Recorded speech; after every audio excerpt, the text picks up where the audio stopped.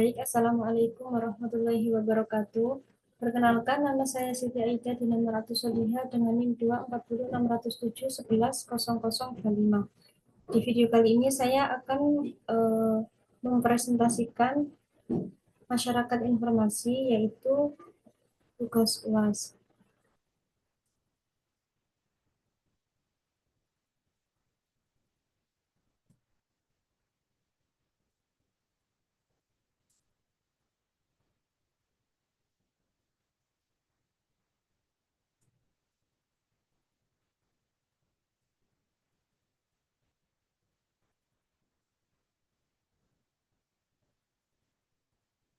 Yang mana berjudul PPT ini berjudul Manuel Kestel dan Masyarakat Jaringan. Nah, yang pertama ada pendahuluan. Di pendahuluan ini ada beberapa poin. Yang pertama, perkembangan TIK mengubah struktur sosial. Nah, kedua, muncul konsep masyarakat informasi. Yang ketiga, Kestel menganalisa perubahan melalui masyarakat jaringan. Dan yang keempat, jaringan menjadi bentuk organisasi sosial baru yang memengaruhi identitas, ekonomi, dan kekuasaan. Lanjut, saya akan menjelaskan yang bagian perkembangan TIK mengubah struktur sosial. Nah, jadi TIK atau teknologi, informasi, dan komunikasi, perkembangannya atau internet, smartphone, serta media sosial dan AI itu membuat cara manusia berinteraksi, bekerja, belajar, serta berpolitik mengalami perubahan besar. Struktur masyarakat yang dulu tradisional itu semakin modern dan terhubung melalui teknologi yang digital sekarang. Kemudian ada muncul konsep masyarakat informasi. Nah, karena teknologi itu berkembang pesat, jadi informasi itu menjadi elemen utama dalam kehidupan manusia. Nah, dari sinilah muncul konsep masyarakat informasi, yaitu masyarakat yang sangat bergantung pada akses informasi, kemudian memakai teknologi digital untuk kegiatan sehari-hari dan memproduksi serta mengelola informasinya itu sebagai sumber utama kegiatan ekonomi dan sosial. Kemudian yang ketiga ada Kestel menganalisa perubahan melalui masyarakat jaringan. Nah, di sini Manuel Kestel itu adalah seorang sosiologi terkenal yang menjelaskan bahwa perubahan besar dalam masyarakat itu terjadi karena adanya jaringan digital. Menurut beliau, internet itu menciptakan bentuk masyarakat baru. Kemudian hubungan antar sosial kini dibangun melalui jaringan. Kemudian ada juga teknologi itu membentuk pola komunikasi dan interaksi manusia. Yang keempat, ada jaringan menjadi bentuk organisasi sosial baru yang mempengaruhi identitas, ekonomi, serta kekuasaan. Di sini, Kestel menegaskan bahwa jaringan digital itu bukan hanyalah alat, tetapi sistem sosial baru yang memiliki dampak besar, yang mana dampaknya sebagai berikut. Yang pertama, identitas. Jadi orang itu membangun identitas diri melalui media sosial, komunitas online, serta interaksi digital. Kemudian yang kedua, ada ekonomi. Nah, model ekonomi ini modern sangat bergantung pada data, kemudian teknologi, kemudian dan hubungan digital. Contohnya itu seperti Shopee, Gojek, dan TikTok Shop, dan masih banyak lagi. Kemudian ada kekuasaan. Nah, di sini siapa sih yang mengontrol informasi dan jaringan akan memiliki kekuasaan yang lebih besar dibanding yang tidak menguasai. Kemudian yang slide berikutnya, konsep masyarakat jaringan. Jadi struktur sosial berbasis jaringan digital itu ada beberapa poin. Yang pertama, teknologi digital sebagai infrastruktur utama. Kemudian ada teknologi informasi sebagai fondasi. Kemudian ada perubahan dari hierarki menjadi jaringan fleksibel serta global. Dan yang terakhir, fleksibel, adaptif, serta global. Nah, yang dimaksud teknologi digital sebagai infrastruktur utama ini adalah kehidupan sosial sekarang itu banyak sekali dibentuk melalui koneksi digital, bukan lagi hanya tatap muka langsung. Kemudian teknologi informasi digital itu sebagai infrastruktur utama. Nah, teknologi digital itu seperti internet, komputer, smartphone, dan lain-lainnya itu menjadi fondasi utama dalam aktivitas masyarakat, baik untuk bekerja, belajar, belanja, ataupun bersosialisasi pun juga menggunakan teknologi digital di era sekarang. Kemudian ada yang namanya teknologi informasi itu sebagai fondasi. Jadi informasi menjadi elemen paling penting. Semua sistemnya itu berjalan dengan dasar pertukaran informasi yang cepat dan akurat. Kemudian ada perubahan dari hierarki menjadi jaringan yang lebih fleksibel dan global. Nah, sistem lama yang kaku dan berjenjang atau atas bawahan itu mulai berubah menjadi bentuk jaringan yang mana lebih luas, lebih fleksibel, kemudian lebih bebas, tidak terikat batas negara, dan komunikasinya itu lebih cepat dan eh, ada dua arah. Kemudian fleksibel, adaptif, serta global. Nah, masyarakat jaringannya sekarang itu mudah untuk menyesuaikan diri dengan perubahan teknologi, bersifat terbuka, serta terhubung secara global. Kemudian, slide selanjutnya ada ciri-ciri masyarakat jaringan. Di sini ada 4 poin.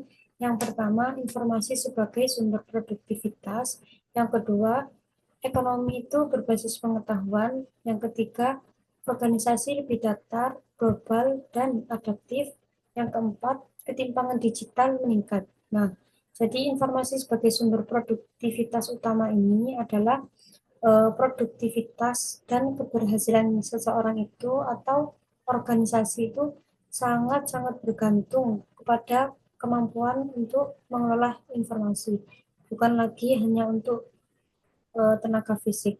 Yang kedua, ada ekonomi yang berbasis pengetahuan. Nah, di perdagangan, industri, dan jasa di era sekarang itu bertumpu pada inovasi, kreativitas, kemudian literasi digital, dan kemampuan analisis berinformasi. Nah, jadi pengetahuan itu sekarang lebih menjadi aset. Kemudian ada organisasinya itu lebih datar, global, serta adaptif. Nah, jadi struktur organisasinya tidak tidak lagi kaku. Jadi mereka itu lebih cepat berubah, kemudian bekerja lintas negara itu juga bisa, kemudian memanfaatkan jaringan digital. Keempat, itu ada ketimpangan digital yang meningkat. Nah, di sini tidak semua orang itu bisa mengakses teknologi yang sama. Bahkan ada yang tidak bisa mengaksesnya. Jadi, eh, ini bisa menyebabkan kesenjangan dalam eh, pendidikan, juga bisa pekerjaan, juga bisa, serta informasi. Nah, kemudian di slide berikutnya ini ada problematika masyarakat jaringan, yang mana di sini ada 3 poin. Yang pertama, kesenjangan digital. Yang kedua, dominasi korporasi teknologi. Dan yang ketiga itu ada resiko misinformasi serta manipulasi. Nah, di kesenjangan digital ini eh, ada orang itu yang bisa mengakses teknologi canggih dan ada yang tidak bisa. Nah, kasus seperti ini itu bisa menimbulkan ketimpangan sosial dan ekonomi. Kemudian yang dominasi korporasi teknologi ini itu semisal itu perusahaan besar seperti Google, Meta, kemudian Amazon, dan yang lainnya itu menguasai data dan informasi. Nah, mereka itu punya kekuatan besar dalam mengendalikan pasar serta perilaku pengguna. Jadi mereka itu bisa mengendalikannya ya. Kemudian yang ketiga ada risiko misinformasi serta manipulasi. Di sini di era yang serba cepat, yang canggih informasinya, jadi informasi palsu atau hoax itu mudah menyebar, yang mana akibatnya itu dikarenakan masyarakat bisa tertipu, kemudian terjadi polarisasi, kemudian data pribadi itu juga bisa dimanipulasi. Kemudian yang slide berikutnya ada karakteristik utama masyarakat jaringan. Yang pertama ada informasi sebagai sumber kekuasaan dan produktivitas. Kemudian ada ekonomi berbasis pengetahuan. Kemudian yang terakhir ini ada organisasi lebih datar dan terhubung global. Nah, di informasi sebagai sumber kekuasaan dan produktivitas ini, jadi informasi itu menjadi hal yang paling berharga bagi orang-orang sekarang. Nah, siapa yang menguasai informasi serta data, pengetahuan, kemudian teknologi yang akan memiliki kekuasaan yang lebih baik dalam bisnis, politik, ataupun sosial. Nah, di produktivitas masyarakat ini juga meningkat lewat pemanfaatan informasi. Kemudian yang kedua ada ekonomi berbasis pengetahuan. Nah, di sini itu perekonomian tidak lagi bergantung pada tenaga fisik. Nilai ekonomi kini itu berasal dari pengetahuan, kemudian inovasi, juga bisa dari kreativitas, kemudian data dan informasi. Contohnya itu perusahaan digital seperti Google, Meta, Shopee, dan lain sebagainya. Kemudian yang ketiga ini ada organisasinya itu lebih datar dan terhubung global. Maksudnya yaitu struktur organisasinya itu tidak lagi hierarkis atau atas bawah yang kaku. Jadi masyarakat dan perusahaannya ini lebih horizontal, fleksibel, bisa bekerja lintas negara juga melalui jaringan internet. Kemudian slide berikutnya ada teknologi serta kekuasaan. Nah, di sini ada beberapa poin. Yang pertama, ada kekuasaan melalui kontrol arus informasi, ada juga konsep networking power dan power in the network. Yang ketiga, ada media digital itu jadi ruang politik dan opini publik. Nah, saya akan menjelaskan yang kekuasaan melalui kontrol arus informasi. Jadi, kekuasaan modern itu bukan hanya dari eh, senjata atau uang, akan tetapi bisa dari kemampuan untuk mengontrol informasi. Contohnya itu seperti platform, yang mana platform media sosial yang dapat mengatur apa yang dilihat di publik. Kemudian itu pemerintah juga bisa membuat regulasi akses data. Nah, di poin kedua ini ada konsep networking power serta power in the network. Di sini ini adalah konsep castle yang mana yang dimaksud networking power ini adalah kekuasaan dari siapa yang diizinkan masuk ke jaringan atau siapa sih yang boleh terhubung.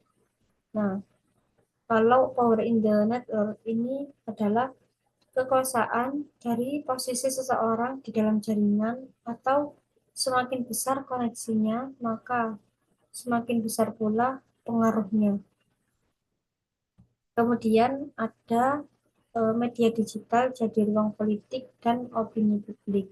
Di sini media sosial itu menjadi arena, bisa jadi untuk kampanye politik, untuk pembentukan opini masyarakat, kemudian juga bisa untuk penyebaran isu dan gerakan sosial, yang mana ruang publik ini berpindah ke platform digital. Nah, kemudian slide berikutnya ada dampak sosial dan budaya. Di sini ada 3 poin. Yang pertama, budaya jaringan realitas dimediasi sumber digital. Yang kedua, identitas lokal dan global saling berinteraksi. Yang ketiga itu gerakan sosial digital semakin kuat. Nah, di budaya jaringan ini, budaya di masyarakat sekarang kan banyak dibentuk oleh meme, emoji, kemudian kayak konten digital gitu, kemudian kayak media sosial TikTok, Instagram, yang mana realitas budayanya itu dipengaruhi oleh simbol serta komunikasi digital. Nah, kalau di identitas lokal dan global saling berinteraksi ini, yang mana identitas seseorang itu tidak hanya lokal atau budaya daerah saja, akan tetapi terpengaruh budaya global. Contohnya, gaya hidup Korea, musik global, kemudian eh, mode internasional yang identitasnya itu menjadi campuran lokal dan global. Kemudian gerakan sosial digitalnya itu semakin kuat. Jadi aksi sosial kini banyak terjadi lewat dunia digital. Seperti kayak hashtag movement Palestina gitu, kemudian ada petisi online dan kampanye kesadaran. Nah, gerakan sosial seperti ini itu lebih cepat untuk menyebar dan melibatkan banyak orang. Kemudian slide berikutnya ada interpretasi pemikiran Kastel. Yang pertama ada teknologi tidak netral, kemudian kedua ada bijak dalam menggunakan teknologi, kemudian yang ketiga berhubungan dengan kapitalisme informasi, keempat jaringannya itu membentuk identitas serta kekuasaan, yang kelima ada kapitalisme informasi dan ekonomi platform. Yang pertama, teknologi tidak netral itu sebelum ke situ, di sini saya akan menjelaskan jadi pemikiran Manuel Castells ini berkaitan dengan bagaimana sih teknologi informasi dan jaringan itu membentuk struktur masyarakat modern. Jadi berikut ya ini yang pertama itu teknologinya itu tidak netral, artinya teknologi bukan hanya alat, melainkan membawa nilai, kepentingan, serta dampak sosial yang mana contohnya algoritma media sosial.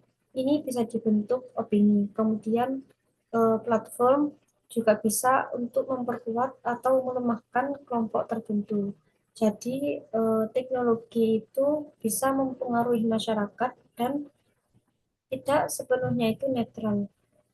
Kemudian ada bijak dalam menggunakan teknologi. Nah, di sini karena teknologinya itu tidak netral, jadi masyarakat itu harus kritis untuk menanggapi informasi, kemudian harus pintar-pintar menjaga privasi data kita, kemudian tidak bergantung berlebihan terhadap digital, jadi digunakan seperlunya saja dan tidak berlebihan. Kemudian menggunakan teknologi dengan etis. Jadi Castle di sini menekankan pentingnya kesadaran digital dalam masyarakat jaringan. Kemudian ada berhubungan dengan kapitalisme informasi. Nah, menurut Castle, ekonomi modern sekarang itu berpusat pada data, kemudian informasi, kemudian ilmu pengetahuan. Nah, ini kenapa sih disebut kapitalisme informasi? Karena sebuah sistem ekonomi di mana data dan informasi itu menjadi komoditas yang paling berharga. Contohnya itu seperti TikTok, Google, Amazon, Shopee. Nah, itu mengumpulkan data untuk keuntungan ekonomi. Yang keempat itu ada jaringan membentuk identitas dan kekuasaan. Nah, di sini identitas itu, identitas seseorang kini itu telah banyak-banyak dipengaruhi oleh komunitas digital, kemudian media sosial, dan budaya online. Kekuasaan ini juga bisa berubah, yaitu siapa yang bisa mengakses, mengelola, menyebarkan informasi yang memiliki pengaruh besar. Contohnya itu seperti influencer, jadi bisa mempengaruhi opini masyarakat, kemudian gerakan sosial online yang mampu mengubah keputusan politik. Kemudian yang terakhir ada kapitalisme informasi dan ekonomi platform. Nah, di sini itu ekonomi platform adalah sistem yang didominasi oleh platform digital seperti Gojek, kemudian Tokopedia, Instagram, YouTube, Grab, Shopee, dan lain sebagainya. Nah, ciri-cirinya itu yang pertama, eh, platform itu mengumpulkan data serta platform ini menghubungkan antar penjual, pembeli, driver, penumpang, kemudian kreator untuk audiens. Nah, keuntungan besar ini diperoleh oleh perusahaan melalui data dan algoritma. Jadi, Castle ini melihat melihat ini sebagai bentuk baru kapitalisme yang berbasis jaringan dan informasi. Nah, sekian yang bisa saya presentasikan. Kurang lebihnya mohon maaf dan semoga bermanfaat.